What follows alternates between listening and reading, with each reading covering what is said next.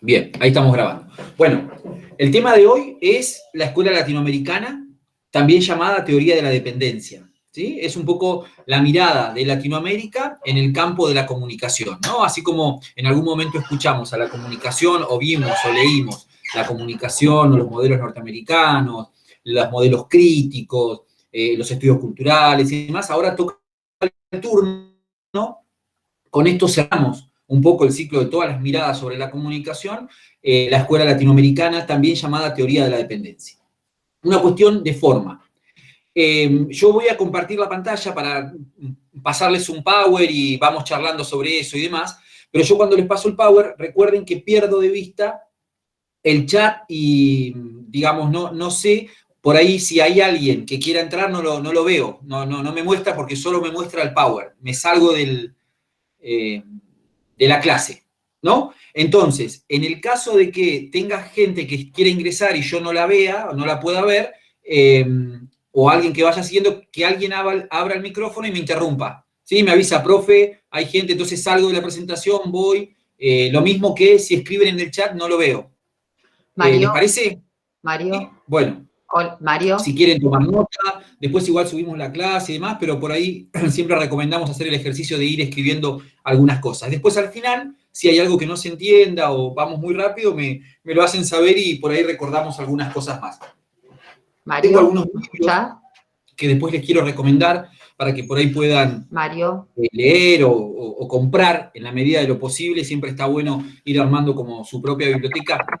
La realidad es que en el campo de la comunicación y de la cultura hay mucha bibliografía que está muy, muy buena, muy copada. Sí, Emilio, te leo, todavía te leo. Contame, ¿qué pasa? No, Julia, está Juli, bueno. Te acepté, no sabía si había aceptado. Sí, estoy acá, pero no me escuchas. Bueno, no importa, no pasa nada. Entonces, cualquier cosa, bueno, voy a compartir la pantalla y si alguien tiene que hablar o algo, abro el micrófono y me interrumpe. ¿Sí? Bien. Vamos. Déjenme ver cómo era presentar ahora. Toda la pantalla. Compartir. Y ahí deberíamos vernos, ¿no? Ahí está.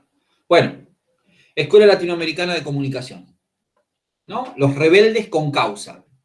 De alguna manera, me parece que hablar de la escuela latinoamericana nos toca muy de cerca, como van a ver ustedes, así como cada una de las escuelas que nosotros vimos, las miradas, las teorías y demás, fueron aportando a ese campo amplio que es la comunicación, conceptos, metodologías, teorías, bibliografía, artículos, ensayos, experiencias y demás, también hay una escuela latinoamericana que tuvo mucha fuerza durante finales de los años 60, 1960, principios de los años 70, que ustedes verán que coincidió de alguna manera con la perspectiva cultural en general, cultural general. Eso es importante poder entender porque ahí hubo en ese variopinto repertorio de voces críticas respecto de los modelos funcionales y demás, la aparición también de una voz muy genuina de autores, de pensadores y de intelectuales latinoamericanos. Algunos de ellos, por ejemplo, tenemos, bueno, arriba a Jesús Martín Barbero, uno de los referentes sin duda de la escuela latinoamericana, al boliviano, en la izquierda acá Luis Ramiro Beltrán, también muy importante, sobre todo en los intentos por descolonizar las perspectivas funcionalistas norteamericanas, sobre todo en lo que era difusión de innovaciones en la política agraria, por ejemplo, ¿no? Beltrán fue un comunicador muy fuerte en esta teoría, también llamada teoría de la dependencia, y uno de los principales referentes de la escuela. En el medio está Armand Matelar, un conocido nuestro, porque la verdad que nos ha acompañado a lo largo de todo el estudio de las teorías de la comunicación con el texto, que fue historia, que es historia de las teorías de la comunicación, y muchos más. Después lo vamos a ver al final acompañando a Ariel Dorfman en otro libro fundamental de esta escuela, una de las obras claves para entender el pensamiento latinoamericano. Después tenemos a Antonio Pasquali, otro de los precursores, probablemente uno de los pioneros de la Escuela Latinoamericana de Comunicación, venezolano, muy fuerte en materia de pensar la comunicación, especialmente la latinoamericana, digamos, ¿no? En sus ribetes particulares, en qué era lo genuino o lo propio de los países o de la región latinoamericana para decir en materia de comunicación. Después tenemos Juan Carlos Díaz Bordenave, es el que tiene la remerita que dice paz, paraguayo, también muy importante, intelectual y comunicólogo dentro de la escuela latinoamericana, y a la derecha y abajo uno argentino que es Héctor Schmuckler, fallecido hace muy poquito, cordobés, un filósofo y un teórico también muy importante en el campo de la comunicación. Sus temas fueron siempre la educación, la comunicación, el espacio público, y siempre la característica que atravesó los estudios de la comunicación estuvieron signados por algunos hechos concretos, políticos, históricos, que vamos a analizar ahora en un ratito más. Pero de alguna manera estos son como los intelectuales de referencia, no son los únicos, hay varios más, pero de alguna manera sus obras, sus textos, sus artículos son los que fueron marcando un poco el eje de la Escuela Latinoamericana de Comunicación. Fundamentalmente, cuando nosotros hablamos de Escuela Latinoamericana de Comunicación, la asociamos, la explicamos a partir del concepto de lo que se conoce como teoría de la dependencia. La teoría de la dependencia, de alguna manera, denunciaba o enmarcaba una clara, o pone por primera vez sobre la mesa en discusión la existencia de una fuerte dependencia de los países del tercer mundo o de los países periféricos, como ellos le llamaban, respecto de las grandes potencias.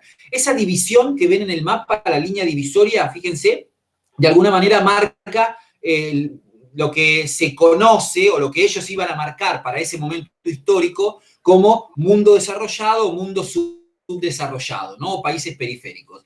Dentro de esos países periféricos claramente entraban América Latina, entraban África, sobre todo, y algunos países asiáticos, ¿no? Eso es lo que se marca como el norte y el sur, en tanto países centrales, países periféricos, países desarrollados y países subdesarrollados. Esa dicotomía que impuso en algún momento las ciencias sociales aplica perfectamente para entender esta denuncia que van a hacer los intelectuales de América Latina.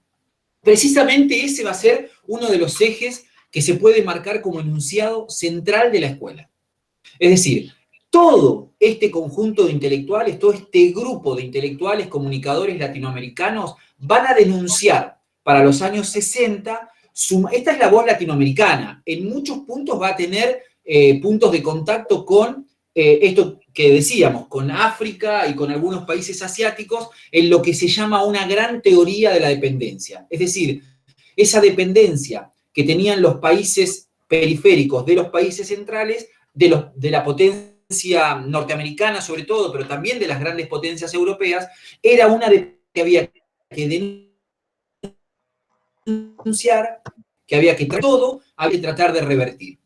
Una dependencia que era, en primer término, nosotros tenemos una larga historia en dependencia, sobre todo de los organismos de financiación internacional como el BID, como el Fondo Monetario Internacional, que nos visita regularmente y demás, con lo cual esa situación es una situación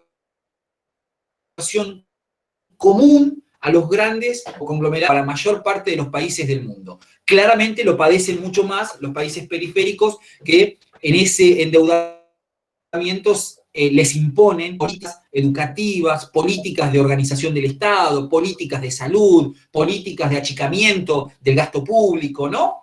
Un condicionamiento muy fuerte que es lo que explica de alguna manera esa dependencia.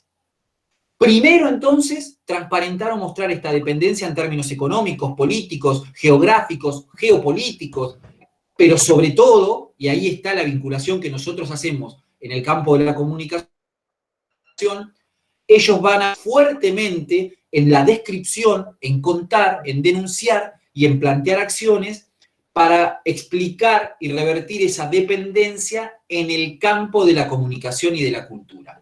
Pero sobre todo, a diferencia de Birmingham, ellos van a trabajar la dependencia o van a analizar la dependencia en el campo de la comunicación, especialmente, digamos, ¿no?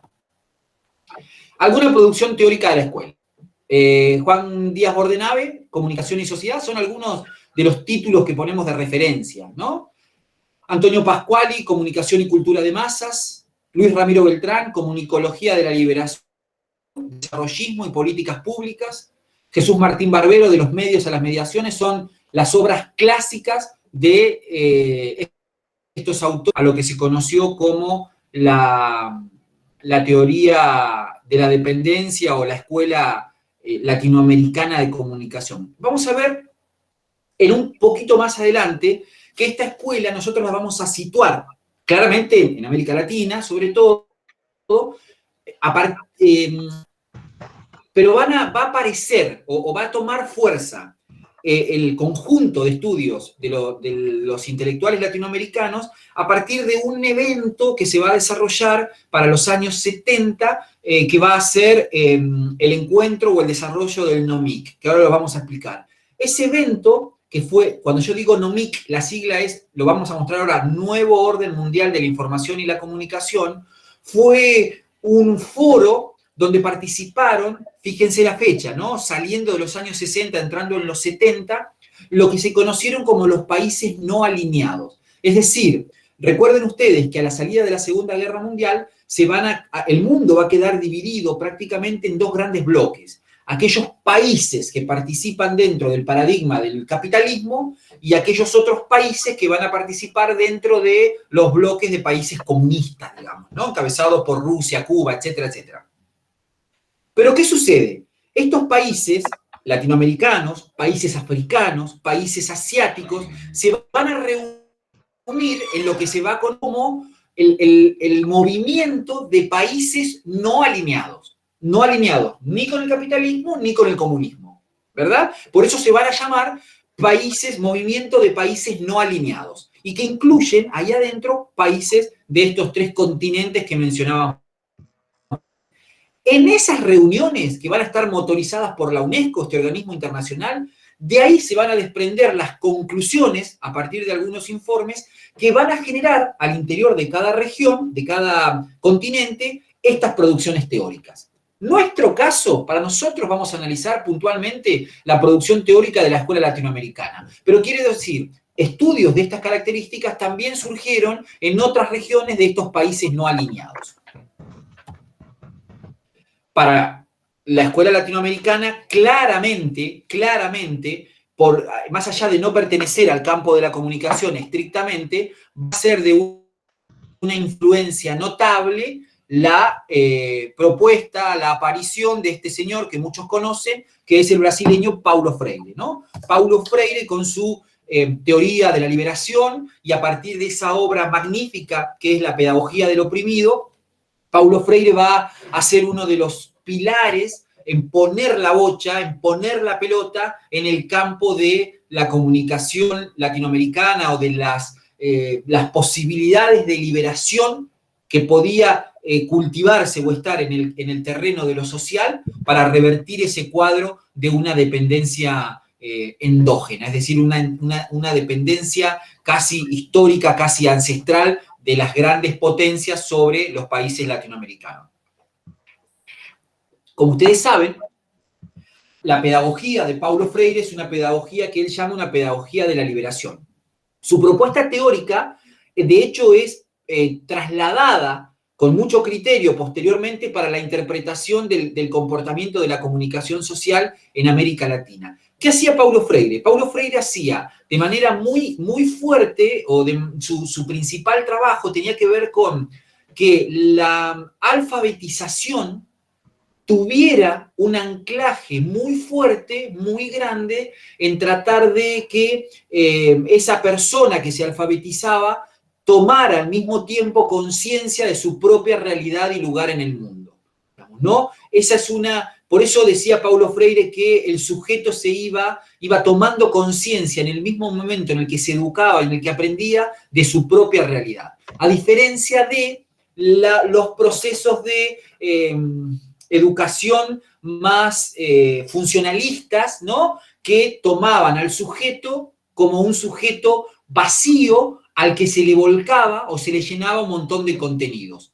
¿no? Que es lo que Paulo Freire denomina la educación bancaria, ¿no? La educación bancaria, pensemos de vuelta, los invito a pensar en clave de actualidad, esta posibilidad de la educación que compromete o que involucra o que toma al sujeto que se educa como vacío en el tiempo.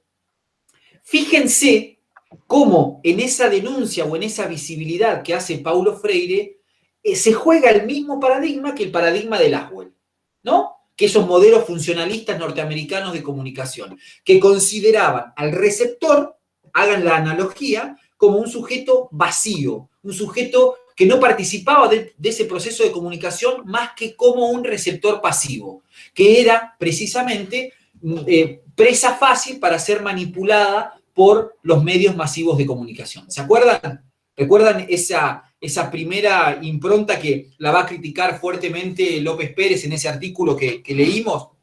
Bueno, Paulo Freire, en su Pedagogía de la Liberación, en su Pedagogía del Oprimido y en sus veintitantos libros, él lo que hace es acercarse un poco al campo de los culturalistas, ¿no? Entonces, él va a plantear, él va a decir, no, el que de antemano parece un sujeto receptivo, pasivo, no, en realidad hay que invertir. Pero ¿cómo lo hace Paulo Freire? Lo lleva al campo. Entonces él desarrolla un método de alfabetización, de educación, que integraba a la par que se formaba la toma de conciencia de ese sujeto de su momento histórico, ¿no? De su realidad, de su contexto, de su situación de opresión, ¿no? De identificar quién era el opresor y en qué situación estaba él y cómo se revertía esa situación, en el mismo momento en el que iba desarrollando un proceso de aprendizaje,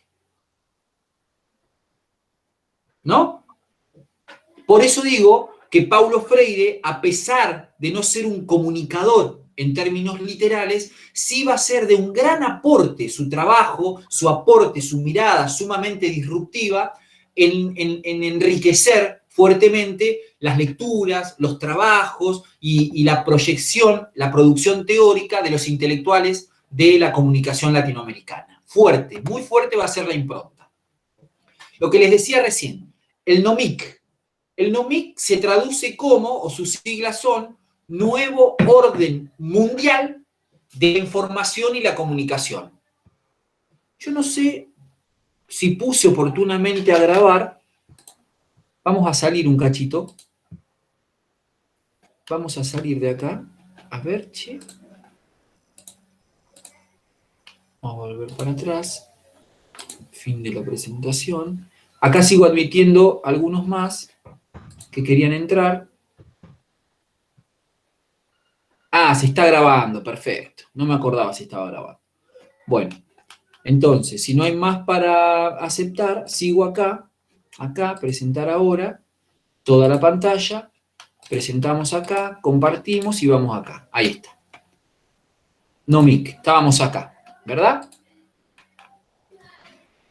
El NOMIC, repito, fue esa sigla con la que tomó cuerpo este nuevo orden mundial de la información y la comunicación que empezaron a discutir unos años antes los países no alineados, ¿no? Aquellos países que no estaban alineados concretamente ni con los países capitalistas encabezados por Estados Unidos, ni con los países comunistas encabezados por la Unión Soviética.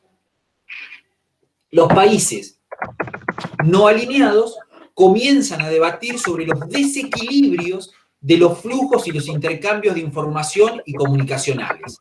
Es decir, se analiza la desigualdad de las relaciones norte-sur del hemisferio y el sentido único que tenían las comunicaciones de las grandes potencias hacia los países del tercer mundo. Es decir, básicamente, acá lo que nosotros percibimos de esto, o sea, lo que ellos van a denunciar en esas reuniones convocadas por la UNESCO, es cómo la realidad de los países latinoamericanos se ven fuertemente condicionadas porque los productos culturales, las informaciones y la llegada de los medios masivos de comunicación tienen un sentido unidireccional, ¿no? De esas grandes potencias, Estados Unidos y las potencias europeas, hacia los países más pobres, periféricos, subdesarrollados o países del hemisferio sur, ¿no? Por eso, lo que se analizan son esas desigualdades, pero se analizan las desigualdades en términos reales. Es decir, uno de los primeros estudios que se hacen es en cantidad de medios. ¿Qué medios emiten señales y transmiten información a lo largo de todo el mundo y con qué llegada tienen?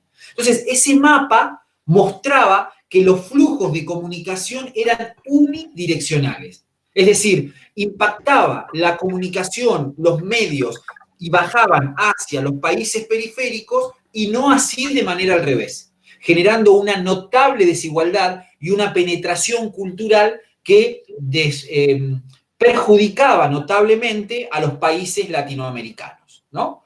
Esto me trae a colación aquellas charlas que teníamos y que nos costaba entender por qué o cómo iban de ingenuos los modelos o la implementación de los modelos de comunicación neutrales, instrumentales, aquellos que parecían tan naif. ¿Se acuerdan en la primera clase cuando dibujábamos el modelo y en realidad no le podíamos cargar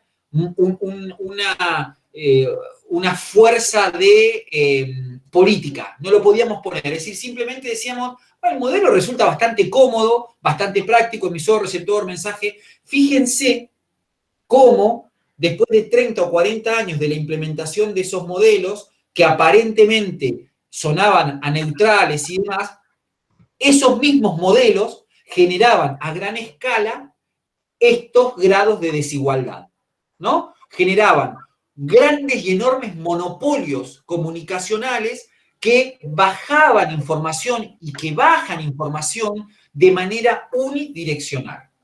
Nosotros podemos sencilla y rápidamente interrogarnos, autoexplorarnos y preguntarnos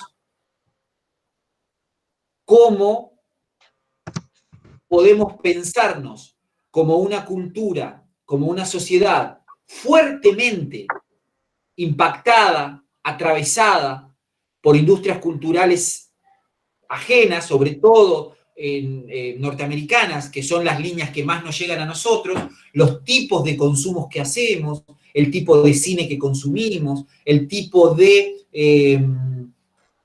consumos a través de plataformas, de cuántas de esas plataformas son norteamericanas, el tipo de música que llega, cuáles son, ¿no?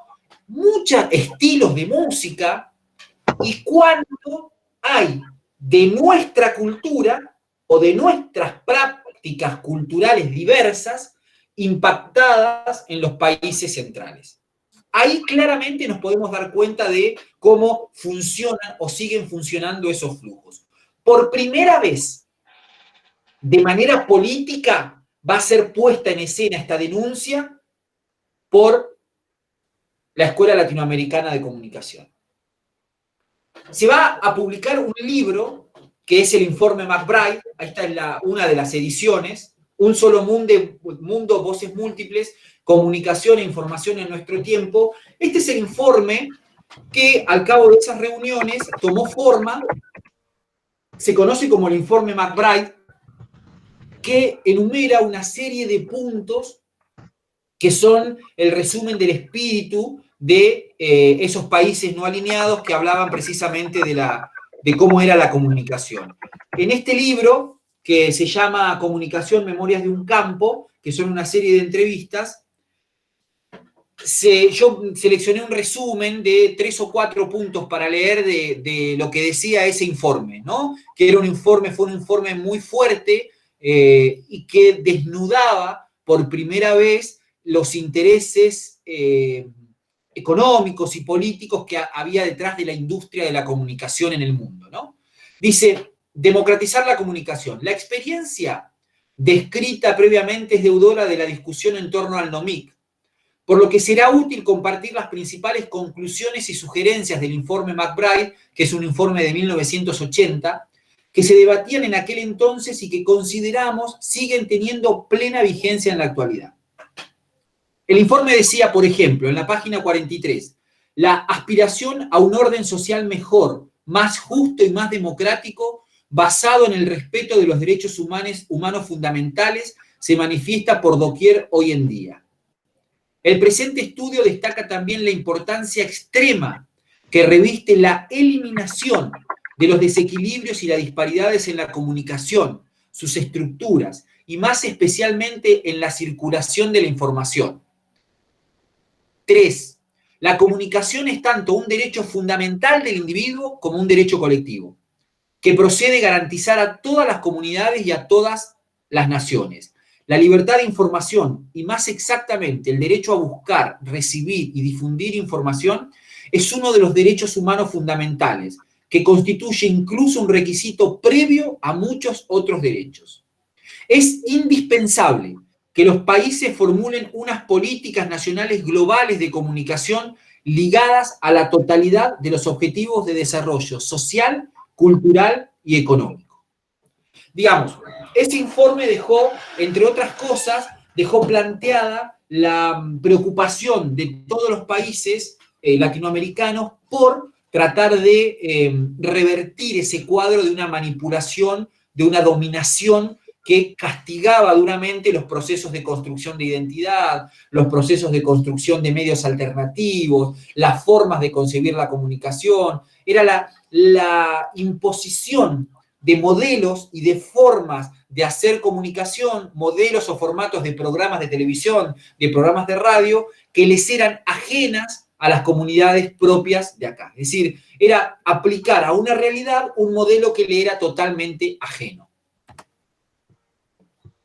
Un concepto clave. Esto es un concepto clave. Economía política de la comunicación es un concepto deudor o que fuertemente va a desarrollar la teoría de la dependencia, ¿no? Economía política de la comunicación. La economía política analiza la propiedad de los medios de comunicación y las relaciones de fuerza en la imposición de construcciones ideológicas, simbólicas y de patrones culturales. Precisamente esto de tematizar o de problematizar, de ponerle nombre y apellido a los medios o a las grandes corporaciones, es esa dimensión que nosotros marcábamos como ausente en la escuela de Frankfurt. ¿Se acuerdan que Frankfurt hacía como una mirada mucho más global, una crítica más filosófica de cómo funcionaba la comunicación? Bueno, acá la escuela latinoamericana le va a poner nombre y apellido.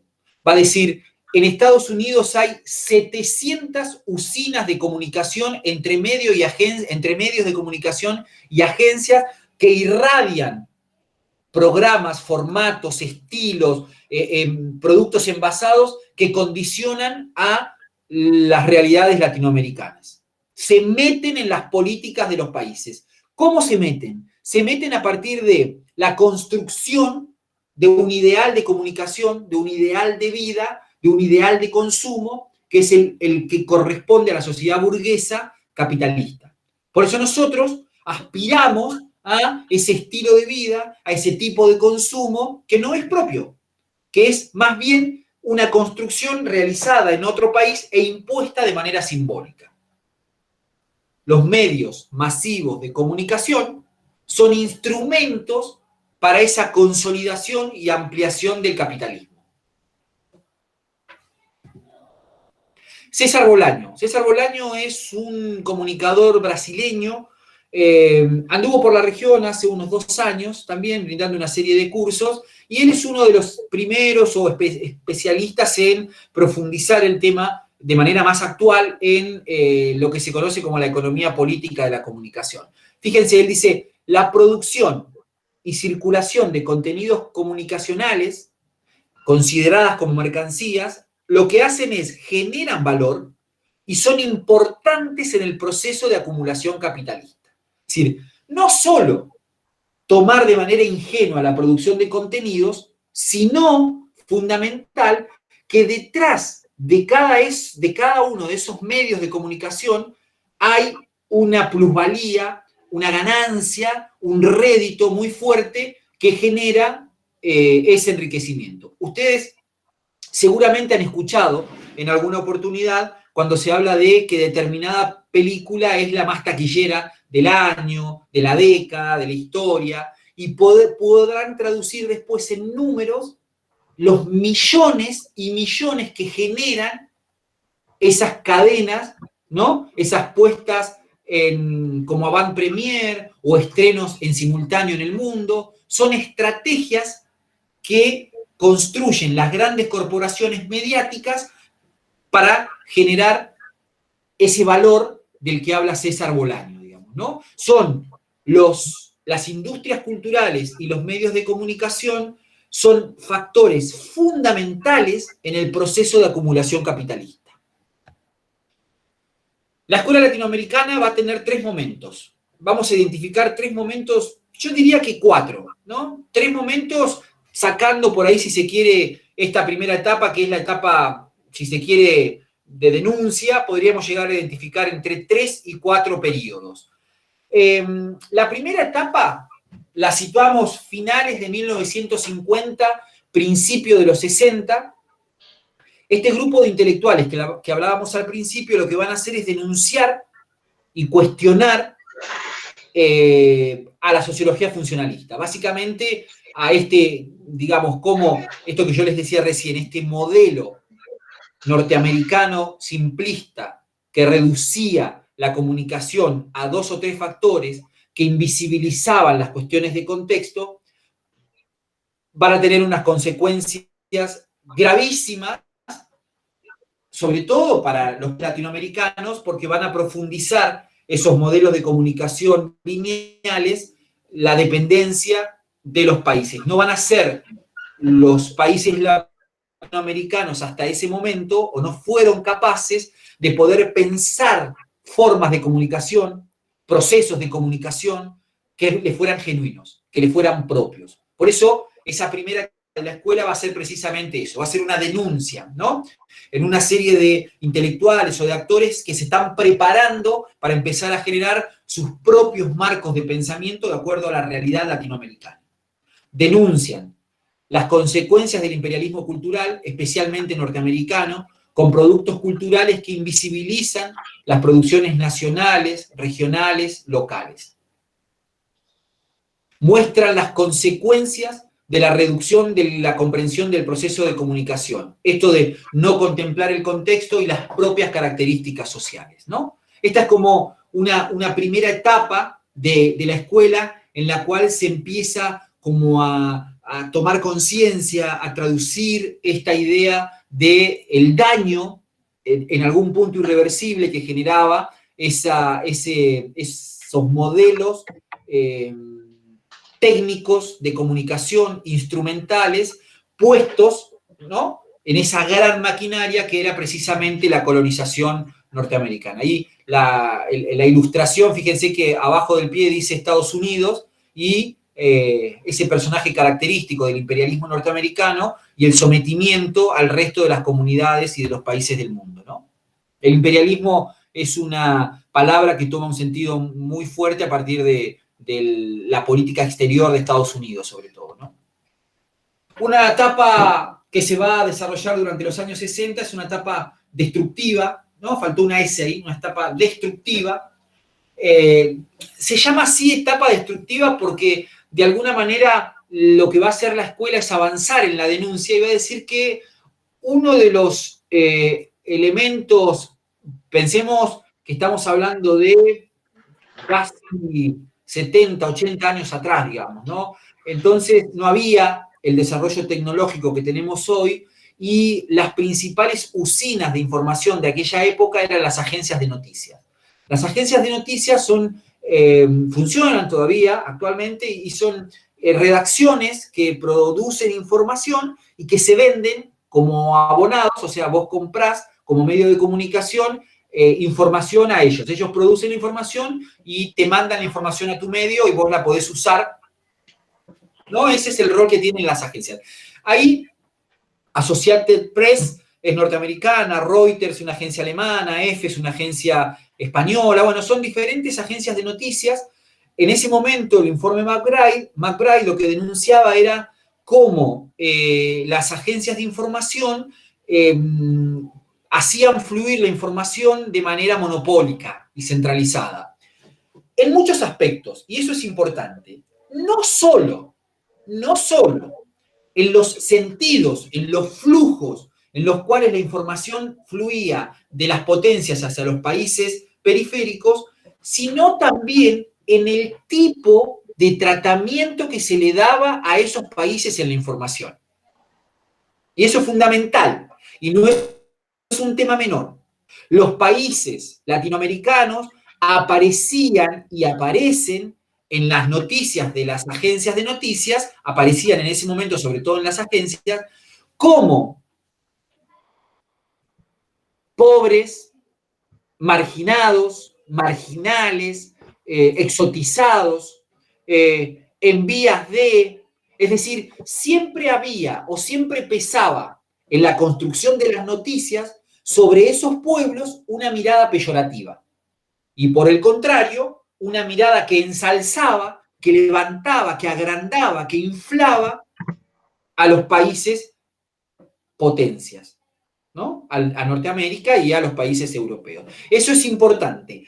Entonces, esa etapa crítica que van a denunciar los pensadores de la escuela latinoamericana no va a ser solo para transparentar el flujo de dependencia, cómo la información fluye en un solo sentido, agudizando el sometimiento de los pueblos, sino también en el carácter que esas noticias que se generaban tenían para estigmatizar a los pueblos bajo determinadas características peyorativas. Eso es muy, muy curioso y muy fuerte. Después se va a avanzar hacia una etapa más propositiva ideal, ¿no? Más en los 70 y en los 80, es decir, una etapa más de producción del deber ser, de cómo deberíamos salir, fue probablemente la etapa más floreciente de la escuela, digamos, ¿no? Muchos de los libros que yo les marcaba unas placas más atrás son de este momento, ¿no? Se buscó democratizar los medios masivos de comunicación, disminuir la concentración de los medios, romper los monopolios, involucrar al Estado detrás de esa emancipación, de esa democratización, y potenciar la participación ciudadana en la producción de contenidos de los medios. Ahí hay un tema importante porque en la línea histórica, cuando se inicia esta etapa, que es la etapa propositiva ideal, se asiste a un momento histórico bastante romántico, ¿no? Es una etapa de florecimiento de la pedagogía de Paulo Freire, del ascenso de algunos gobiernos socialistas en América Latina, de la participación más activa del Estado. Es decir, se vive un clima de época que permite, ¿no?, que abona la propuesta de estos intelectuales en salir al campo y empezar a experimentar con su gente, con su pueblo, entrevistarlo y tratar de generar teoría y modelos de comunicación que sean más genuinos. Para eso se trabajaba como en dos niveles. Por un lado, tratando de romper los monopolios que generaban voces únicas en la comunicación y al mismo tiempo producir cosas nuevas, modelos nuevos. Yo a veces avanzo mucho y doy por supuesto algunas cosas que tal vez no son tan sabidas, digamos, ¿no? O no son tan generalizadas. Cuando yo hablo de monopolios de los medios de comunicación, o monopolios en general, hablo de la concentración en pocas manos de algo, ¿no? Eso es un monopolio. En el caso de los medios masivos de comunicación, los monopolios de la comunicación eran grupos de medios que incorporaban o que tenían adentro radios, televisión, canales y programas de televisión, revistas,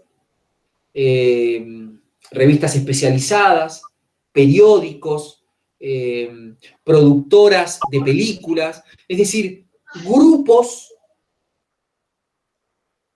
de capitales, grupos de empresarios que invertían en la producción de contenidos, que invierten. Eso es un monopolio. Ahora bien, para que esos monopolios puedan operar y puedan funcionar, es necesario que haya una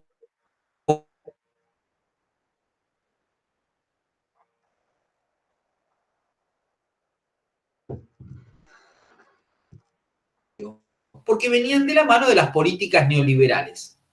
Entonces, un propietario de un medio de comunicación en Argentina podía tener hasta 24 licencias de medios. Yo podía tener mi radio y estaba habilitado a tener 24 otras licencias de medios. El 24 no era un número arbitrario, sino era un número que tenía relación con la cantidad de provincias en nuestro país. Es decir, yo podía instalar mi propio medio en 24 provincias, podía repetirlo 24 veces. Con lo que lleva al mismo tiempo de precarización, ¿no? Porque no es lo mismo poner un medio de comunicación en diferentes lugares e invertir en infraestructura, en personal, etcétera, etcétera, que poner repetidoras, que es lo que hacen los medios masivos de comunicación, ¿no? Ponen repetidoras con una radio, con una antena y se ahorran toda la inversión en recursos humanos, en infraestructura y demás. Así funcionan los monopolios en materia de comunicación. Pero lo que es más grave todavía es que el monopolio no se hace en el aire. El monopolio tiene intereses políticos, por eso están a favor o en contra de determinados gobiernos. Nuestro país tiene el ejemplo claro de lo que se conoció como la grieta, o lo que se conoció como la lucha Clarín, el grupo de Clarín con el gobierno, kirchnerista en ese momento, ¿no? De la importancia o del papel que juegan los medios de comunicación. Hay un elemento fundamental que tiene que ver con cómo operan o cómo se constituye un monopolio. A un monopolio le interesa transmitir determinado tipo de contenido, no es cualquier contenido.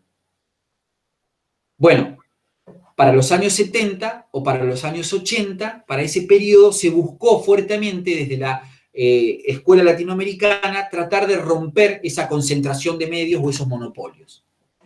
La cuarta etapa, que es la última, es lo que se conoce, también es propositiva, también es muy positiva en ese aspecto, es la comunicación alternativa. También llamada comunicación popular.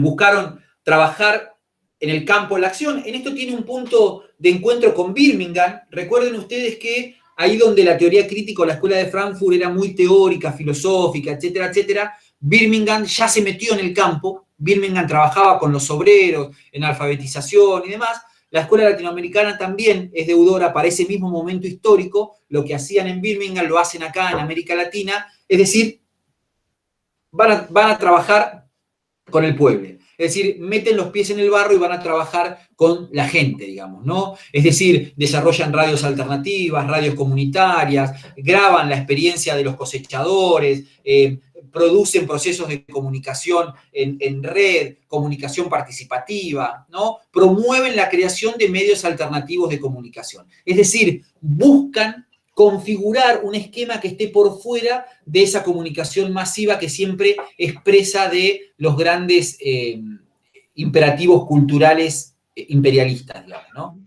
Usan el cassette, el grabador para esa época, ¿no? Las radios comunitarias. Un gran pionero de esto fue Mario Kaplun, que recopiló de manera muy exhaustiva la voz del interior de América Latina, sobre todo de Uruguay y de Argentina, ¿no? Y a partir de ahí generó procesos y productos comunicacionales muy originales, muy genuinos, que dejaron una secuela muy importante para lo que es la comunicación alternativa en nuestro país. Siempre que ustedes pasen por cualquier ciudad o se les meta en las redes sociales algo vinculado con la comunicación alternativa, tiene que ver con este proyecto, ¿no? Es deudora de la escuela latinoamericana. Las radios comunitarias que hay en todos los pueblos, en todos los barrios, o en algunos por lo menos, tienen esta impronta, ¿no? Son radios no comerciales, son radios o medios de comunicación que tienen una intención mucho más democrática, mucho más participativa, mucho más horizontal. La ley de medios audiovisuales buscó esto es una ley de él, 2015, 2010, buscó de alguna manera recuperar el proyecto, muchos años después, para avanzar sobre los monopolios. No estuvo exenta tampoco de la batalla política, ¿no? La ley de medios audiovisuales. Pero de alguna manera, esa ley de medios audiovisuales, en algún punto bastante reclamada, buscaba o inscribirse en la línea de la escuela latinoamericana que tenía grandes espectros de participación. Por eso el proyecto de la ley circuló por todo el país, se buscó incorporar a las comunidades originarias, a las minorías, a los colectivos sociales. Digamos, el intento fue tratar de incorporar parte del proyecto de la teoría de la dependencia o de la escuela latinoamericana a ese proyecto de comunicación. Decíamos que ese clima tan romántico, ahí tenemos la foto de Allende, ¿no? Salvador Allende, con su gobierno socialista en Chile en los años 70, va a ser de alguna manera también, ¿cómo se dice? Ícono, ¿no? Ícono o una ilustración muy fuerte de ese clima de florecimiento en América Latina que parecía aparecer, digamos, ¿no? Obra clave de la escuela, el libro de Ariel Dorfman. Yo lo tengo acá.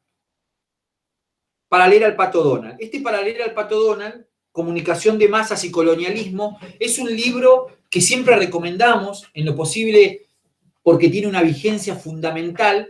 Es un libro, para que ustedes se den una idea, para esa época, para los años 70, traten de situarse en tiempo y espacio. La cantidad de productos culturales a los que se podía acceder no eran muchos, ¿no? No existían las redes sociales, no existían prácticamente los canales de cable, no existían las plataformas, ni hablar, no existía Spotify, no existían Pixar, no existían... Bueno, los consumos culturales estaban bastante acotados. Por supuesto que el producto por antonomasia, el que se imponía, el que más se consumía y demás, eran las revistas que venían con las viñetas del Pato Donald, ¿no? Basta preguntarle a papá o abuelo si en algún momento pasaron por sus manos alguna de las revistas del Pato Donald. ¿Qué escondía? ¿Qué había detrás de esa lectura ingenua que hacían los nenes y las nenas, los chiquititos, las chiquititas, de esos libros que tenían al Pato Donald? ¿Qué había detrás? Bueno, este libro lo que tiene es un manual de descolonización, es decir, pone las viñetas y analizan ese filtrado que hacían ideológico, colonialista, en ese momento, ¿no? Es un libro de los años 70. Dice Ariel Dorfman, es un libro que escriben Ariel Dorfman, que es chileno, y Armand Matelar, que nosotros lo hemos leído, que es un teórico belga, que se radicó y estuvo muchos años en Chile. Ellos dos escribieron este libro. Como leer al Pato Donald, pone al descubierto la intención política del universo de Walt Disney. Es algo así como un manual de descolonización. A lo largo se muestra de qué manera las historietas del Pato Donald inducen claramente la ideología de la clase dominante, la situación de los países subdesarrollados, la imposibilidad de ir contra el orden establecido, se burla de los pueblos de África, de las revoluciones, reivindica las invasiones a los pueblos, ridiculiza a los mexicanos, impone el modelo de hombre exitoso, el banquero. Acá yo marqué un pasaje, déjenme ver si está acá.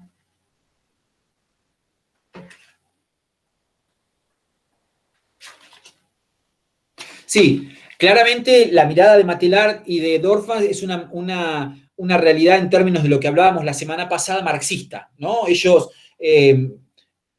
todavía ajenos a la impronta que hacía o que iban a hacer los pensadores de Birmingham de actualizar algunas nociones marxistas, sobre todo la de estructura y superestructura, ellos todavía marcan, Dorfman y Matelar, en ese libro, cómo las cuestiones ideológicas, simbólicas, culturales, como lo es este libro, servían o estaban pensadas para poder construir ese marco ideológico que necesitaba el capitalismo para seguir funcionando. Es decir, cómo este libro era una herramienta ideológica para construir en la cabeza de la gente, sobre todo a partir de un público que no tenía protección, que era el chico que leía esa historieta, cómo le bajaba ideología, ¿no? Fíjense, un pasaje del libro lo que dice: toda realidad puede entenderse como la incesante interacción dialéctica entre una base material y una superestructura que la representa y la anticipa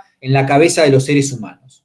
Por ende, los valores, las ideas, las visiones de mundo y las actitudes y comportamientos diarios que los acompañan hasta en sus gestos más mínimos están articulados según la forma concreta en que los seres humanos se relacionan socialmente entre sí para poder producir y vencer la naturaleza. Es la necesidad de representar coherente y fluidamente en la cabeza y en las diversas prácticas emocionales y racionales humanas la base material que permite al hombre subsistir y desarrollarse. En toda sociedad donde una clase social es dueña de los medios de producir la vida, también esa misma clase es la propietaria del modo de producir las ideas, los sentimientos, las intuiciones, en una palabra, el sentido del mundo. ¿No? Tiene muchos, este libro tiene muchos pasajes. Acá hay otro cortito, otro párrafo, donde dice Dorfman y Matelar, dicen: poner al pato, esto, fíjense en clave de el canal que está en todos los canales, en todas las operadores de televisión, que sigue estando Disney, ¿no? Porque los patrones ideológicos siguen siendo los mismos. Poner al pato en el tapete es cuestionar las diversas formas de cultura autoritaria y paternalista que impregnan las relaciones del hombre burgués consigo mismo, con los otros hombres y con la naturaleza. Es una interrogación sobre el papel del individuo y de su clase en el proceso de desarrollo histórico, sobre el modo de fabricar una cultura de masas a espalda de las masas.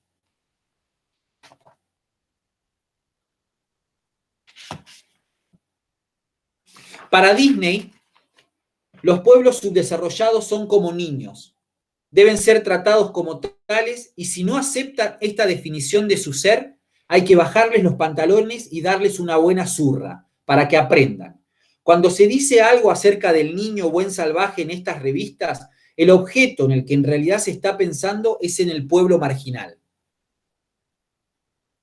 La relación de hegemonía que hemos establecido entre niños y adultos que vienen con su civilización y sus técnicas, y los niños buenos salvajes que aceptan esa autoridad extranjera y entregan sus riquezas, queda revelada como la réplica de la relación entre la metrópoli y el satélite, entre el imperio y su colonia, entre los dueños y sus esclavos.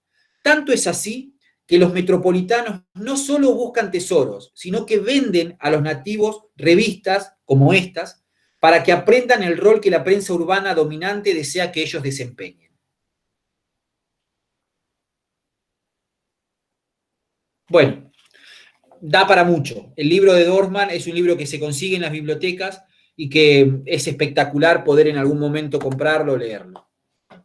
Todo ese romanticismo o ese florecimiento se va a interrumpir en los años 70 con la irrupción de las dictaduras en un porcentaje muy grande de países latinoamericanos. En la foto están Pinochet y Videla.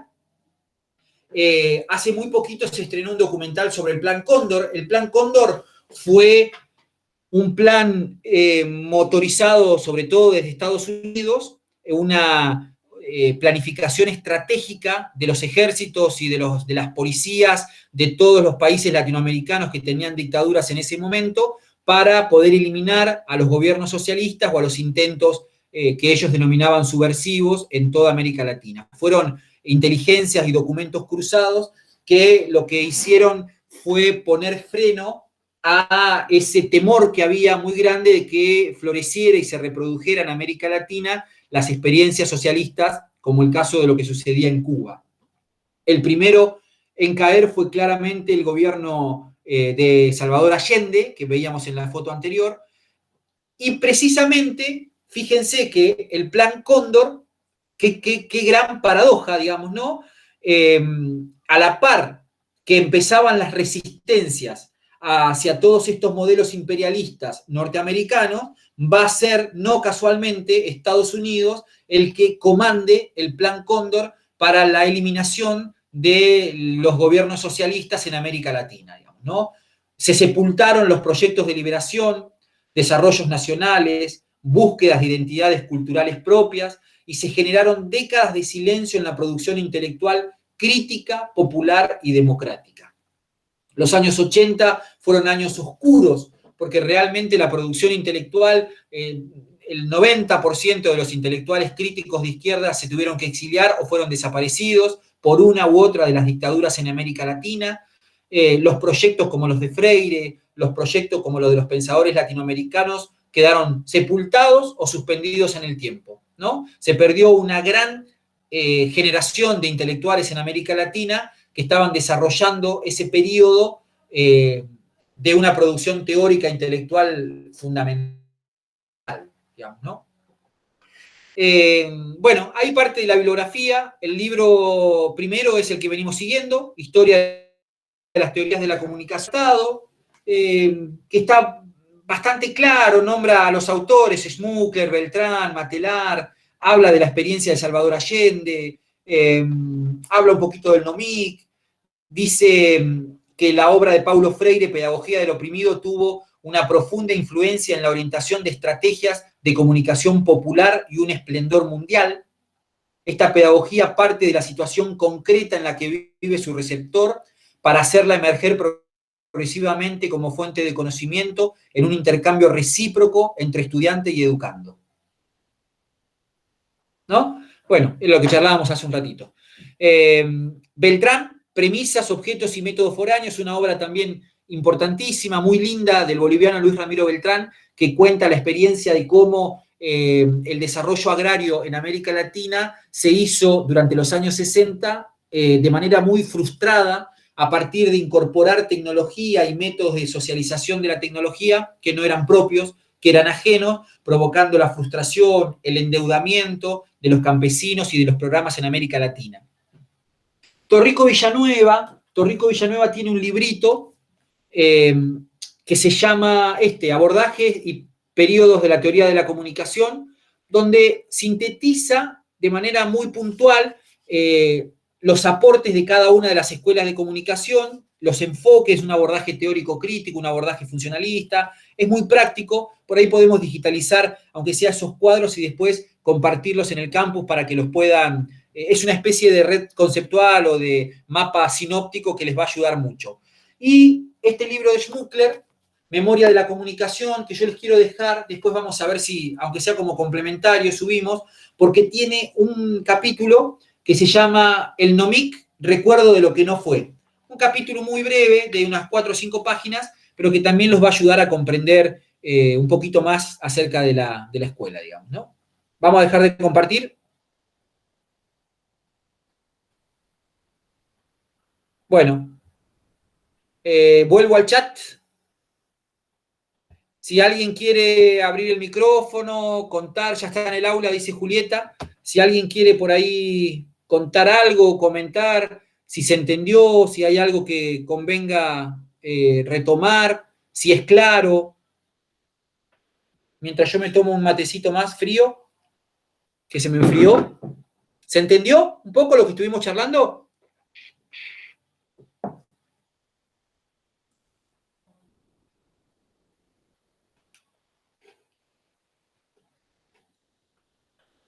Sí, se entendió, dice Lourdes. Sí, dice Emilio. Se entendió, dice Sebastián. Bueno, ¿qué síntesis podemos hacer? Esto, identificar la escuela, también dentro de las perspectivas críticas, ¿no? Siempre pensémoslo en estos términos, es decir, dentro de las miradas críticas de la comunicación tenemos las miradas europeas, Frankfurt en Alemania, Birmingham en Gran Bretaña, en Inglaterra, y también la escuela latinoamericana tuvo algo que decir en el campo de la comunicación. Para la comunicación, ¿o qué tenemos que rescatar? Esto que decíamos de cómo en un periodo que va desde los 60 hasta los 80 podemos llegar a identificar 3 o 4 grandes etapas de producción de los autores, identificar cuáles fueron esos autores: Jesús Martín Barbero, Díaz Bordenave, Antonio Pascuali, Mario Kaplún, Héctor Schmuckler, Luis Ramiro Beltrán, ¿no? En diferentes partes de Latinoamérica fueron haciendo sus producciones. El concepto de economía política de la comunicación, concepto fundamental. ¿Qué más? El NOMIC como el momento histórico, ese donde los países no alineados van a generar ese documento fundamental que fue el informe McBride. Ustedes si ponen en el buscador informe McBride, les sale el informe completo.